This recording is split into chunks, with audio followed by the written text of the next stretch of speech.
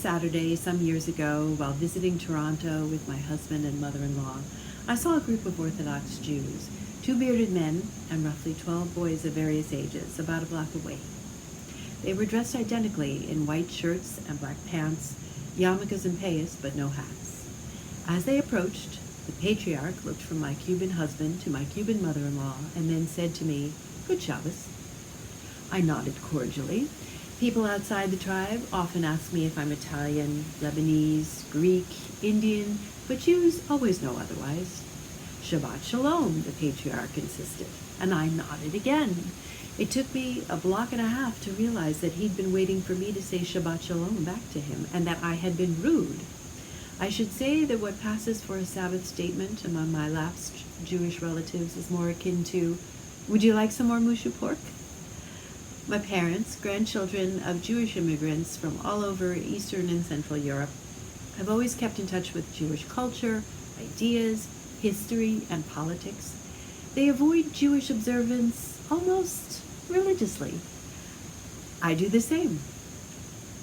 My mother-in-law was impressed that Jews could identify each other at such a distance, but I have seen her son play Spot the Cuban in the swirling chaos at Penn Station at rush hour, and he can pinpoint which decade the Cuban came to the United States.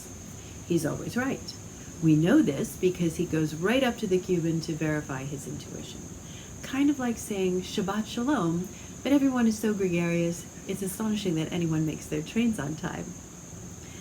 Does some kind of vestigial recognition of cave affiliation survive in contemporary humans? We had just seen a thoughtful exhibit on Darwin at the Royal Ontario Museum, and I wondered, in this time of ideological separatism and tribal carnage, are human beings a single species anymore? And what about the Jews? Jews may be few and far between numerically, but we are hardly together in our minority. Was the patriarch saying, "Go ahead, marry a Schwarze. You should still celebrate the Sabbath"? My fellow Jews were clearly not going to the Darwin exhibit on a Saturday.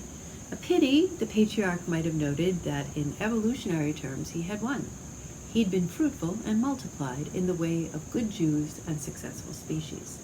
At that time, in my secular corner, with 0 offspring, we were looking at extinction.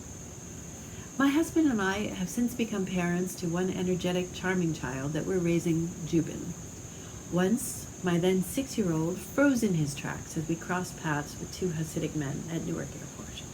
"Are they magicians?" he asked with excitement.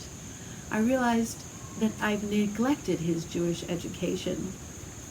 I want to give him the strong dose of secular Judaism that I had growing up in a Reformed Jewish home in New York City, a very Jewish metropolis. Can this be done in a suburb of intermarriages without setting foot in a synagogue, I wonder? The train of thought that started in Toronto is still on my mind all these years later.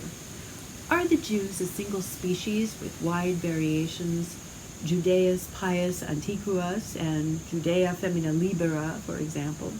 Or are we now 2 different species, Judaeus exactus canadiensis and post-Judea scriptura obstinata? If we're to survive, our species must adapt. But if there are any Jews around in a few centuries, it won't be because of adapters like me.